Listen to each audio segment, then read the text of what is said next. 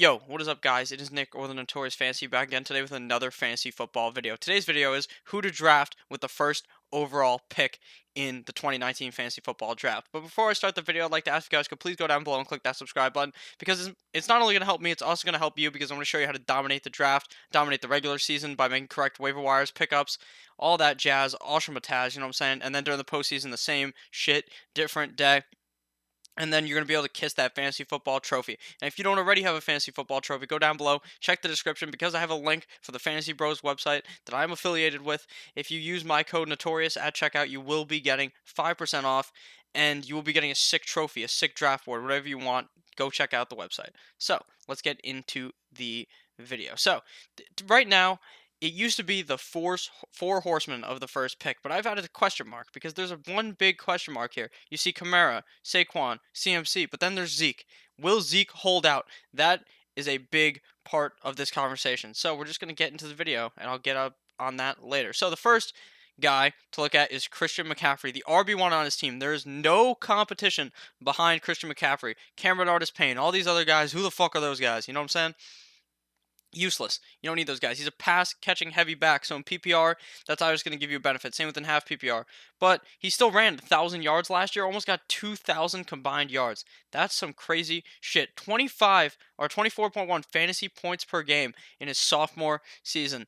And like I said, he's a pass catching back, but he also runs. The one biggest question mark about him is Cam's health. Now, he played fine, obviously, when Cam was hurt, but when Cam's on the field, it makes it a lot easier to destroy a defense, because it's a lot harder. Who's going to run the ball? Will it be McCaffrey? Will it be Cam? Because Cam's a greedy motherfucker and will hawk your touchdown away from Kamara. Stuff like that. Will they throw the ball? They're obviously not going to throw the ball as much if they have fucking some sorry ass quarterback in instead of Cam Newton. So that's obviously something to keep in mind. But I still think Christian McCaffrey is very safe here, and I like Christian McCaffrey. So the second guy to talk about here is Alvin Kamara. Alvin Kamara is the running back one on the team. There is competition.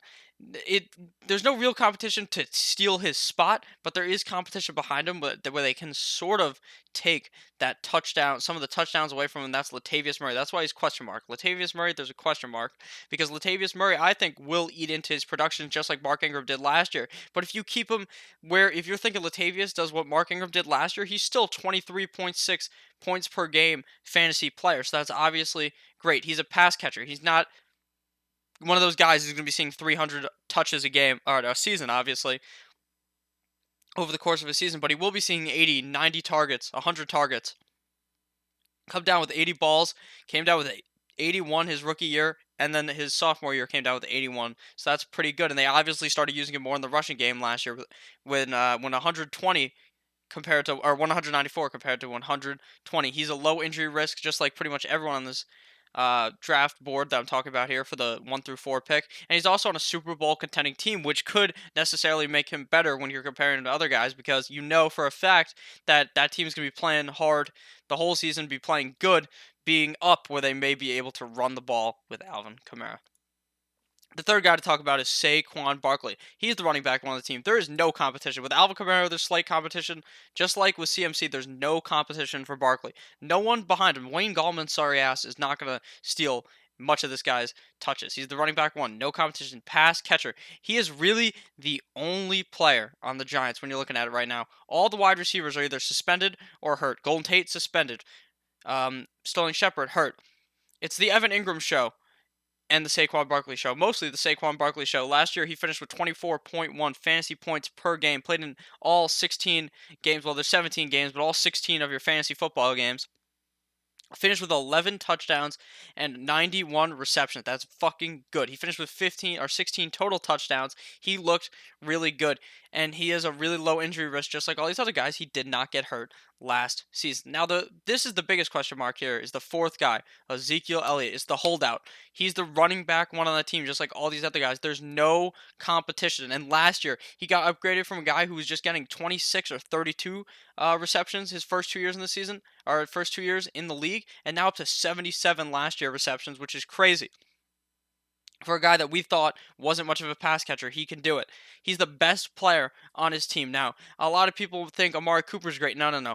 Zeke is the best player on the team, and that's why he wants all of the money. He has a low injury risk, but there is a high risk he messes up off the field. He fucking lifts some girl's shirt off to reveal her yitties. You know what I'm saying? That type of shit happens with Zeke. He's crazy. He gets into all these types of altercations that are scary off the field, and he's holding out. So that's why I really just can't pick him at number one, and I find it even hard to do it at the number four slot.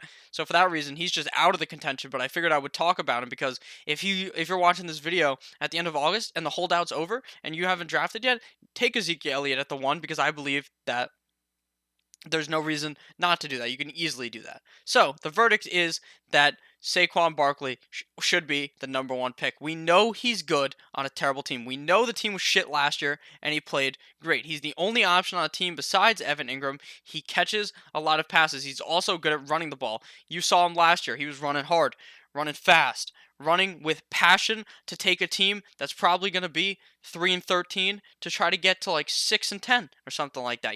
Try to make the team better. He believes.